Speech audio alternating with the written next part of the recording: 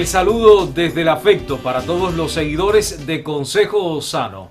Siempre me gusta decir que es un espacio que busca respuestas asociadas con la salud humana. Y claro que desde el inicio declaro el tema que hoy abordamos, el consumo de drogas. Y está con nosotros, felizmente, la doctora Seila Rosa Salazar. Muchísimas gracias por la invitación. Sabes que es un placer estar contigo aquí. El placer es nuestro. Doctora, ¿el consumo de drogas es considerado una problemática social o una problemática de salud o ambas? Yo en estos instantes que estamos evaluando ya lo que es el consumo de drogas con el tema de la drogadicción, farmacodependencia o drogadependencia, ya lo podemos sujetar a un problema de país, un problema mundial, un problema multisectorial que no solamente compete a la salud. Ya yo creo que esto se debe derivar a mucho más de salud. Vamos más a la comunidad, vamos más a la familia, vamos más al barrio. Y creo que esto es más multisectorial que dependientemente de lo social o dependientemente de salud. Vamos a englobarlo más a lo multisectorial, para que todo el mundo de cierta manera se vea comprometido con el tema de lo que es el consumo de drogas. Es decir, que es un asunto que deben asumir las instituciones educativas, la familia, las comunidades, también el sector de la salud, los profesionales asociados con la psicología, la psiquiatría, en fin, multisectorial. Así mismo es. Es una buena respuesta y una pregunta necesaria en el comienzo del diálogo, doctora. El consumo de drogas, tanto porteras, lícitas o ilícitas, para enfocarlo de algún modo, generan primero problemas físicos y después mentales o viceversa. No, primero si vamos a empezar a hablar del factor que de cierta manera desencadena el uso o el abuso del consumo de drogas, vamos a empezar desde el punto de vista social. Porque a veces pensamos que es el paciente con su base genética o es el paciente con su base social o personal que hace entonces que éste vaya directo al consumo de las drogas. No, vamos a empezar desde el punto de vista social, ambiental, porque es lo que se está viendo hoy. A veces enfocábamos vamos a hablar en la década del 20, en la década de los 80, los 60, que empezó el uso de la drogodependencia, a usarla como palabra de estudio científico. Vamos a usar desde allá, ya empezamos a ver al paciente con el consumo de las drogas desde el paciente, desde el punto de vista consumo, el paciente con la necesidad de consumir, o sin causar la parte genética. No vamos a hablar de la parte genética, vamos a hablar del paciente consumiendo drogas lícitas o ilícitas, pero independientemente del factor social, es simplemente el individuo. Hoy en día vemos entonces que existen factores ambientales, factores sociales que influyen más hoy en el consumo de las drogas, en el inicio del consumo de las drogas, que el factor genético, el factor visceral. Entonces vamos más a lo físico o vamos más a lo visceral. Son dos preguntas que completan cualquier hipótesis a la hora de trabajar con el individuo y el consumo de las drogas. Si vamos a lo físico, es real, hace daño físico. Si vamos a lo cognitivo, a lo neurosensorial o a la parte psicológica o visceral, es real, hace daños también. Pero ¿cuál de las dos realmente tiene un peso? Me voy más a lo personal, me voy más a lo físico, menos a lo visceral. Porque considero que una enfermedad, vamos a hablar cardiovascular, por déficit como la diabetes o un problema renal, no es la puerta de entrada o no es la catapulta al consumo de las drogas. Es al revés. Quizás el abuso del consumo de las drogas pueda traer consigo un evento cardiovascular, un evento endocrino, metabólico como la diabetes o una enfermedad renal, no al revés. Entonces me voy más a lo físico, a lo personal y menos a lo visceral. Quisimos provocarla con esta interrogante, digamos que iniciando el diálogo en un segundo momento, en una segunda interrogante, con las consecuencias más graves. Pero usted respondió de manera acertada, diría yo, pensando en las causas y que generan esas causas en un primer momento, comportamientos sociales inadecuados, digamos aptitudes que no son frecuentes en ese joven o no tan joven. Entonces iríamos precisamente a las maneras en que se genera el consumo o se comienza a consumir drogas, doctor. Exacto, cuando empezamos a ver al individuo, primero como individuo único, sin tocar a la familia, vemos a la persona, al paciente que acude al servicio, sabiendo nosotros ya, en dependencia por supuesto de la familia o de lo que podamos nosotros a través del interrogatorio lograr que el paciente nos diga, y ya sabemos que el paciente es consumidor de drogas o un consumidista, háblese no solamente de drogas lícitas o ilícitas, siempre estamos hablando de eso para que no piensen que nos estamos enfocando en un tipo de drogas, pueden ser cualquiera de las que se puedan mencionar, pero cuando ya vemos a ese paciente y lo evaluamos, entonces empezamos a trabajar con el paciente desde el punto de vista interrogatorio, desde el punto de vista individuo, y entonces empezamos a ajustarnos al paciente, qué es realmente lo que está consumiendo, cómo lo está consumiendo y qué necesita, por supuesto, para salir del consumo. Son 3 aristas que empezamos a manejar cuando vemos por primera vez al individuo, pero siempre es bueno enfocarse directamente con el individuo para poder trabajar con el resto. Si vamos primero a la familia y nos olvidamos que existe una persona que es la que está consumiendo y empezamos a trabajar con la familia, decididamente estamos perdiendo el tiempo. Entonces ya tenemos al consumidor, ya sabemos lo que está consumiendo, empezamos a trabajar con el caso. Y trabajan desde las comunidades también, doctora, sobre todo el sistema primario de salud en Cuba en los llamados grupos frágiles. O vulnerables. O vulnerables, doctora. Exacto. ¿Cuáles serían, en el caso de Artemisa, aquellos grupos donde la droga llega y es consumida, digamos, con más rapidez, con inmediatez? Hoy estamos viendo desde los primeros inicios del consumo de drogas, háblese lo más cómodo que estamos viendo hoy, el alcohol y los cigarrillos y el tabaquismo en edades muy tempranas. Antes podíamos evaluar las edades a partir de los 15 años, a partir de los 16. Hoy ya vemos consumidores a partir de 10 años, 11 años de edad, ya empiezan a consumir, empiezan a entrar en el mundo de lo que es el consumo del alcohol, el consumo del tabaquismo. Entonces, desde edades muy tempranas ya empezamos a trabajar con ellos. Y obviamente que son la primera barrera que nosotros encontramos para poder trabajar en el grupo de prevención, son los adolescentes. Entonces, desde ahí empezamos a trabajar, desde las escuelas con los adolescentes, desde el barrio con el adolescente, preparamos los clubes, que son los clubes de adolescentes, donde directamente trabajamos multisectorial igual, utilizamos educación, deporte, todo lo que tiene que ver con el área de psicología, psiquiatría, todo lo que nos aporta el Ministerio del Interior con el trabajo directamente con todo lo que tiene que ver con el trabajo social, la gente que trabajan directamente con menores, las personas que tratan desde el punto de vista psicológico, legal, a veces utilizamos fiscalía, a veces utilizamos parte de lo que tiene que ver con tribunal para que nos ayude también y enfocarnos desde el punto de vista de leyes, hasta dónde podemos llegar con el adolescente a decirle y hasta dónde el adolescente puede recibir información, siempre vinculando al adolescente con la familia. Y desde ahí empezamos a enfocarnos con el tema adolescente. Después del adolescente empezamos a trabajar entonces con este grupo que desde el primer inicio son personas que de cierta manera crean conflictos en la comunidad, desde el punto de vista social, desde el punto de vista físico, quizás desde el punto de vista familiar, o empezamos a ver esas personas que están desvinculadas totalmente de la escuela, que no tienen trabajo, que no tienen empleo, realmente no son productivos en la comunidad y crean entonces conflictos en la comunidad o conflictos en la familia. Y de ahí empezamos a trabajar con estos casos que se identifican a raíz, por supuesto, del uso de nuestro presidente de los CDR o nuestros delegados, nuestro grupo de las brigadistas sanitarias, que también nos ayudan muchísimo en esto, y utilizamos incluso a veces los niños, los adolescentes, con nuestros propios clubes con el tema de la prevención. Y empezamos a trabajar con estas personas, que son las que en estos momentos realmente nos están dando campanita de notificación de que hay algún tipo de consumo. Lo cierto es también, doctora, que no es el único grupo social que se identifica como consumidor de drogas. Sí, también encontramos hombres y mujeres, digamos, que pasan los 40, los 50 años. El adulto mayor. El adulto mayor. De esos grupos también me gustaría conversar con usted en Consejo Sano. Hacemos un breve receso y regresamos después para seguir dialogando sobre este asunto en Consejo Sano.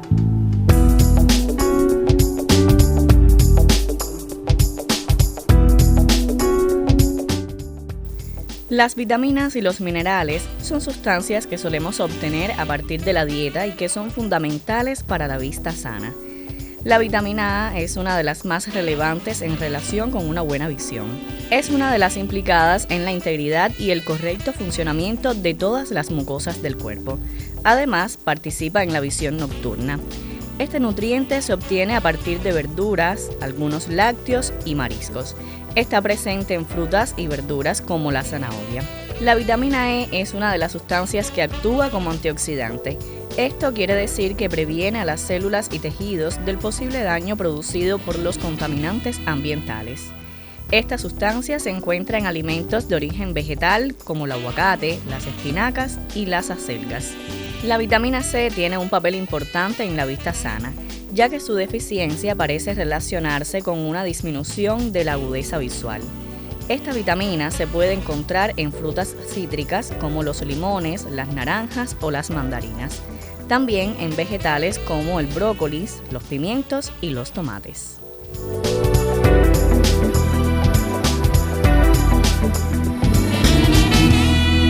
Ya regresamos y se mantiene con nosotros la doctora Seila Rosa. Doctora, regresemos a los adolescentes, a este periodo en que se descubre la vida, visitamos por primera vez una discoteca, ¿verdad? Así compartimos mismo con los grupos, que pueden ser de origen escolar o no, en fin. ¿Por qué los adolescentes, por qué los jóvenes acuden a las drogas? ¿Por qué lo hacen? Lo primero que vemos cuando empezamos a trabajar con el grupo adolescente y ellos empiezan a brindarnos información de que por qué iniciaron el consumo de las drogas, siempre nos dicen que es para pegar.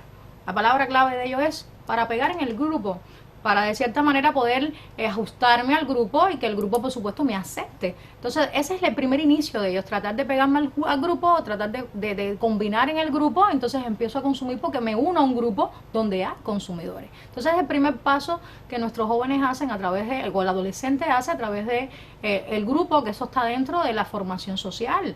Es normal que el individuo trate de unirse a otro y que bueno, trate de pegar, y la forma de pegar es que ellos me van a brindar un grupo de informaciones y yo por supuesto asumo la que yo quiera. Es una vía para es ser una aceptado. vía para ser aceptado, también. exactamente. Entonces ellos, si es lo que hay que hacer, pues vamos a hacerlo porque me interesa estar en este grupo, y por ahí empezamos.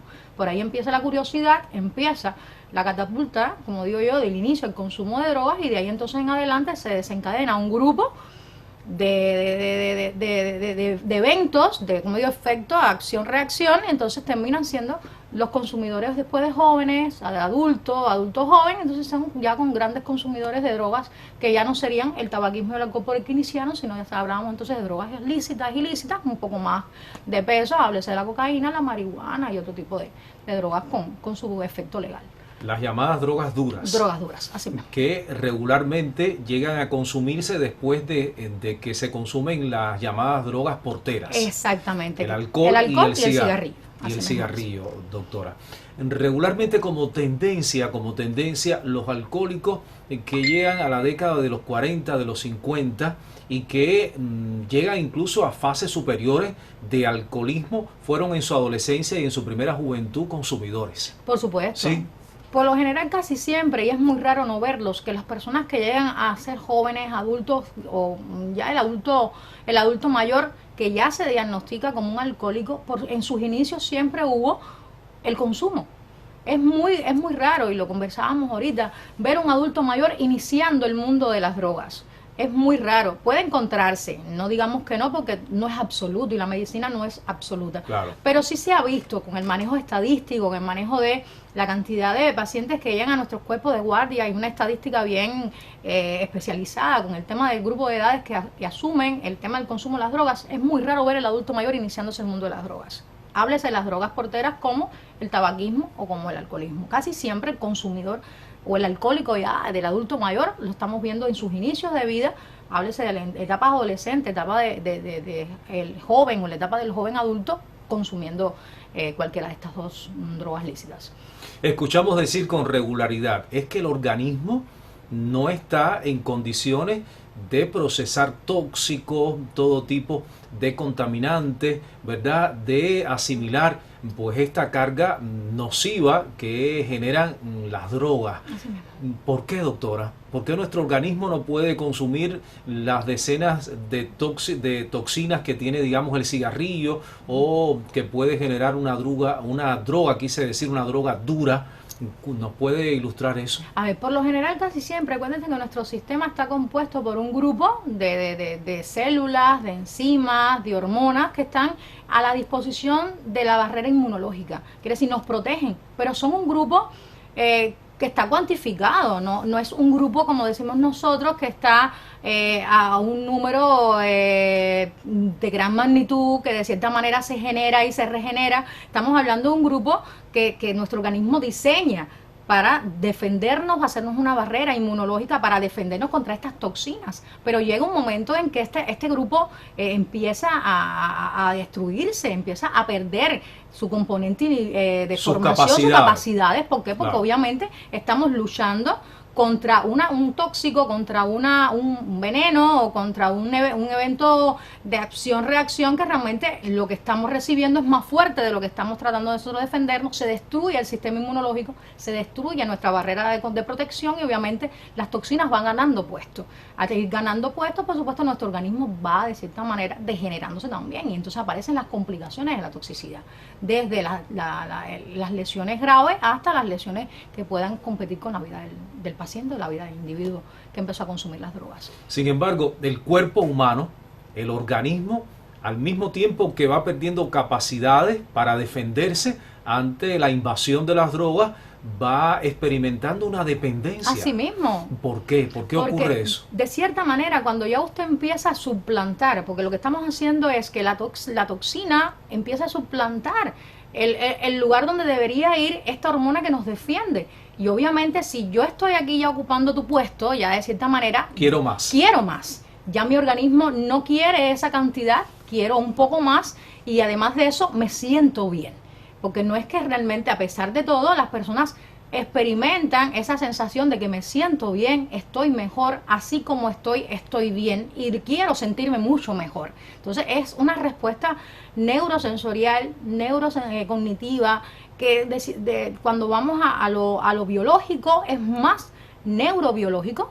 Vamos trabajando mucho más lo neuronal, va directamente al sistema nervioso central y trabaja directamente con nuestros deseos. Y si nuestro organismo lo desea, automáticamente todo lo que está en nuestro sistema lo va a desear. Por eso es que las personas desean mucho más. Se vuelven dependientes y, por supuesto, pues le cuesta mucho trabajo dejar de ser consumidores. En ese camino lamentable de la dependencia hacia el consumo de las drogas, doctora, se habla de la predisposición genética. ¿Hay algo de eso también que la ciencia ha demostrado? Porque encontramos, por ejemplo, amigos que están en circunstancias similares, tienen frente a ellos pues una misma disponibilidad de drogas, adquisición de drogas, sin embargo uno se engancha, como decimos en el argot popular, y el otro no tanto, y en el tiempo uno termina enfermo de alcoholismo y el otro no, incluso pasa entre hermanos, entre personas cercanas, matrimonio. Tiene que ver mucho la predisposición genética. ¿Cómo no? De hecho, cuando hablamos ahorita del tema del factor de riesgo, y íbamos a poner la parte genética porque existe una carga genética que aporta al individuo la predisposición a en algún momento hacer consumos de drogas. Háblese primero del cigarrillo y del alcohol. Y a veces hablamos con las embarazadas, vamos a ir desde el inicio de la formación del neonato, de la formación fetal, con el consumo de alcohol y de tabaquismos en el transcurso del embarazo. A veces pensamos que simplemente es porque le causamos daños a nuestro bebé desde el punto de vista neuronal, desde el punto de vista sensorial. Es que realmente, de cierta manera, le estamos aportando a nuestro bebé una carga genética que tiene mucho que ver con el consumidor. Entonces, desde pequeñito ya le estamos ofreciendo a nuestro bebé eso. Entonces, ya cuando el niño crece, desde el punto de vista genético, vemos entonces una familia que tiene la predisposición como la obesidad. Es igualito la obesidad. En una familia hay personas que tienen altos grados de consumidores, que háblese del alcohol, háblese del cigarrillo, incluyendo a mamá y a papá, que ya mamá me lo ofreció desde el vientre a través de todo el canal de información que la mamá acaba de darle al feto, y entonces además de eso salgo y la población a mi alrededor, a veces de mi familia, lo que me ofrece también es esa información. Ya yo la tengo en mi sistema y la empiezo entonces a convertirla en parte mía. Además de eso me voy a una sociedad, un ambiente que me brinda también esa información. Venga, estoy llenito de carga genética y lo único que me falta es, como digo yo, que entre alguien y me encienda el botoncito de off y ya estamos ya en sintonía con todo lo que el ambiente me está ofreciendo. Porque me enciende el cigarrillo. Así mismo, simplemente porque me enciende el cigarrillo. Hacemos el corte que corresponde. Doctora, seguimos conversando de inmediato con la doctora Zeila sobre el consumo de drogas.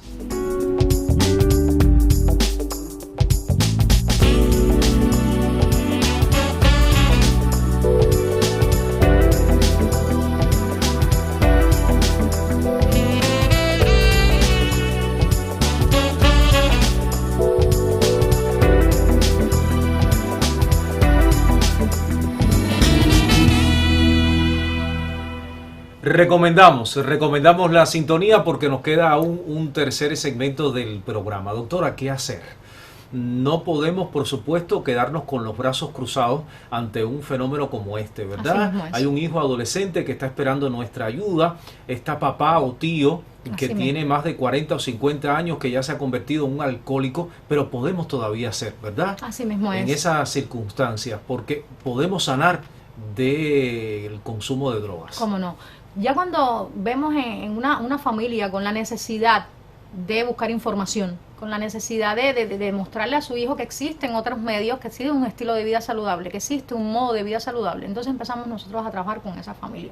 Porque lo primero que todo es que la familia quiere y tiene la disposición a aprender, a informarse y ayudar a su hijo, porque nosotros nunca somos las personas que vamos a ir a una familia y tratar de imponer. Siempre vamos a recibir lo que los pacientes quieran que le demos. Nunca vamos a imponer absolutamente nada, a no ser que estén en peligro inminente para un menor. Por eso es importante que haya una respuesta voluntaria. Exacto. No solamente del paciente, sino también de su familia acompañada. Así mismo es. Entonces, ya cuando la familia empezaba a recibir información, empezamos a trabajar con la familia, con la comunidad, porque la comunidad también forma parte de la formación de los adolescentes, la formación de nuestros niños. Entonces empezamos a trabajar con la familia. Siempre es bueno que la familia sepa que estamos al frente de un problema serio, que es un problema social, que es un problema mundial, un problema que nos compete a todos, incluyendo desde la familia hasta lo más mínimo. Háblese de el barrendero, la persona que trabaja con el servicio, el que te lleva la comida a la casa o la bodega que te vende el pan.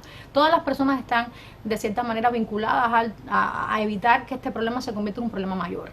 Entonces, desde ya empezamos a trabajar con el adolescente, con el niño, empezamos a vincularlos entonces de qué manera, cómo trabajar la ansiedad. ¿Cómo? Porque a veces desde los más pequeños empiezan con el tema de la ansiedad y empezamos entonces a sustituir la ansiedad con quizás alimentos, porque siempre hay que pensar que las drogas también empiezan con el alimento. Empezar entonces con el tema de lo que es el uso de la tecnología, el celular, las tabletas, el uso mucho tiempo del televisor, ir más a los ambientes sanos, ir más a jugar, como digo yo, al parque. Es bueno recuperar el montar bicicleta, el jugar a la pelota, el ir de campo, ir a un parque de diversiones o simplemente ir a un río, ir a una playa. Creo que es un momento de gozar con la familia los ambientes saludables y salir de todo lo que tiene que ver con el consumo. El consumo. Es decir, que hay que encontrar soluciones a las problemáticas que puedan estar mostrando esos niños, adolescentes y jóvenes. Hay familias disfuncionales con ciertos conflictos, con conflictos de peso y resolver las causas en una medida considerable garantizaría después la sanación ante la drogadicción, doctora. Claro que sí. Trabajamos con el niño, trabajamos con el adolescente desde lo que nos empieza a aportar de lo que le falta o cómo lo enfrenta, y desde ahí empezamos nosotros a darle, como yo digo, algunas herramientas, algunos tips a la familia de lo que pueden hacer desde la familia para empezar a cambiar estilos y modos de vida que no son saludables para estos grupos. Y de ahí entonces empezamos a trabajar también con el joven, trabajamos con el adulto mayor, con ese anciano de la casa que también tiene que entender que esto es un problema, que no es un problema de simplemente de mamá y papá, sino que todos tenemos que formar parte de ellos. Y quizás hasta el adulto mayor recibe información, porque a veces ellos no saben que también son consumidores, háblese de lo más pequeño, el diazepam, alprazolam o clorodiazepóxido, que es un fármaco que también crea una drogadependencia. Y quizás ellos forman parte también y no lo sabían, y simplemente se nutren de información y se dan cuenta que también necesitan ayuda. Entonces, desde el punto de vista social, desde el punto de vista familiar, estamos trabajando varios grupos en una misma familia. Y eso es lo fundamental que nosotros empezamos a hacer desde el área primaria de salud, que es el enfoque, y después trabajamos con las áreas secundarias. Existe un periodo, doctora, que es el periodo de abstinencia, muy temido, ¿verdad? ¿Qué hacer en esas circunstancias? ¿Qué recomiendan los especialistas para tener éxito a la hora de vencer pues la droga o la necesidad de consumirla? Creo que lo primero que tiene que hacer es que el paciente tiene que primero entender que está enfermo y entender que necesita ayuda y que solo no lo puede hacer. Y eso sí tiene que estar claro. Los drogadictos, los consumidores, los adictos a cualquier tipo de drogas, solo no van a poder lograr nunca dejar de consumir. Porque a veces dicen, no es posible. Hay veces tú encuentras pacientes, yo puedo solo, yo lo hago solo, y nunca lo pueden hacer. Y quiero que entiendan que necesitan ayuda, que es necesario que comprendan que necesitan esa ayuda y que solos no lo pueden hacer. Ya cuando estamos claros de esto, hay que demostrarles que van a pasar un proceso que va a ser doloroso, que va a ser un proceso incómodo, muy complejo, que a veces van a pensar que no lo van a poder lograr, pero hay que darle herramientas, hay que darle fuerza, hay que acompañarlos, hay que apoyarlos. Y a raíz de esto se logra. Hoy se ha logrado rescatar un sinnúmero de jóvenes, adolescentes, adultos, jóvenes, que salgan del consumo de drogas. Y lo tenemos hoy vinculados a lo social, trabajando, siendo hombres de bien, profesionales de la salud, profesionales de otros sectores que hoy están trabajando directamente con este tipo de población. Porque se vuelven discípulos de uno, pero a la vez se vuelven como ejemplos de vida. Y nos apoyamos de esos ejemplos de vida para lograr que otras personas sean como ellos. Y si ellos lo lograron, todos lo pueden hacer. Nos quedamos con estas maravillosas ideas optimistas, ¿verdad? Claro que sí, claro que de sí. esperanza ante el fenómeno del consumo de las drogas para cerrar el programa, doctora. Para mí es un placer. Siempre que me llamen, aquí estaré. Y nosotros esperamos por su respuesta siempre. Y esperamos también por un público que nos sigue. Dentro de 7 días estaremos aquí para compartir, como es habitual, otro consejo sano.